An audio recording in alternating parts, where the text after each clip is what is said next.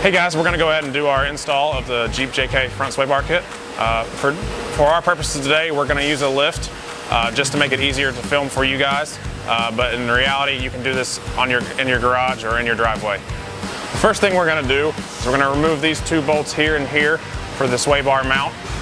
Make sure to keep those bolts because we're going to use it in our kit as well. And the second thing you're going to do is you're going to go in here and you're going to remove your bolt for your sway bar link. And you don't need those, we provide those, so you're good to go.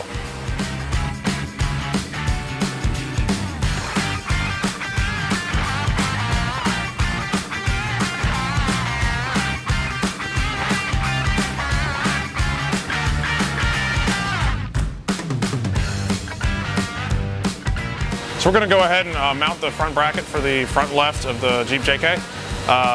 For this bracket, you're going to have the tube to the front of the vehicle with the longer side of the tube facing out. Once we install this, we're going to recommend that you do grease the bushing before you put the sway bar in.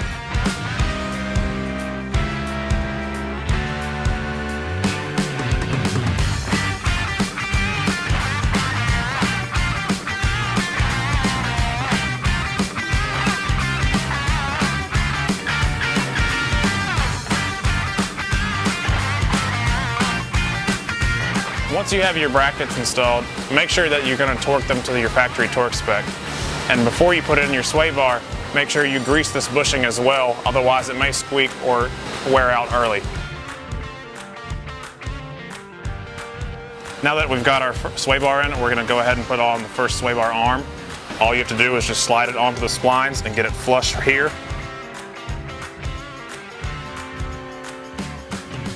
Once you get the first sway bar arm on, you're going to go with your second one.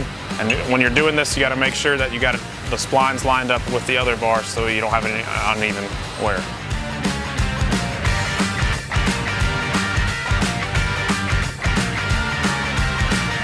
Now once you've got both your sway bar arms on, what you're going to do next is you're going to put a little dab of red loctite on this small bolt here. You're going to thread that through your washer and you're going to put that on the end of the sway bar.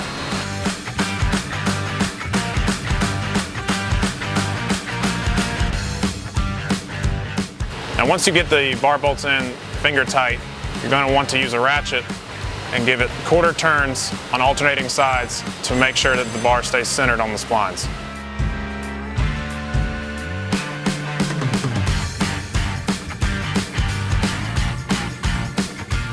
Now what we're going to do is we're going to go ahead and tighten the pinch bolts on these arms.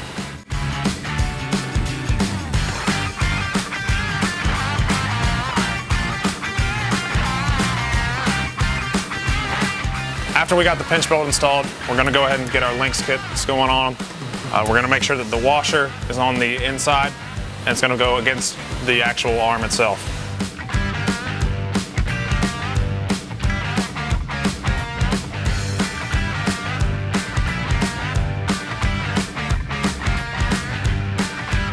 Once we get the links on, the next thing we're going to do is we're going to go ahead and tighten up the studs on the heims on both the sway bar arm and the axle. We will wait to adjust the height of the length until we get the vehicle on the ground.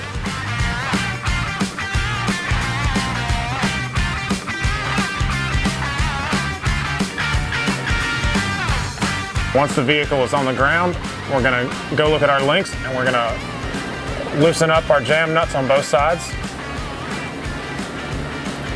and adjust our link arm until we feel that the load on the preload on the arm is neutral. That feels like it's just right up there. We'll get our links straight and we'll tighten back down our jam nuts.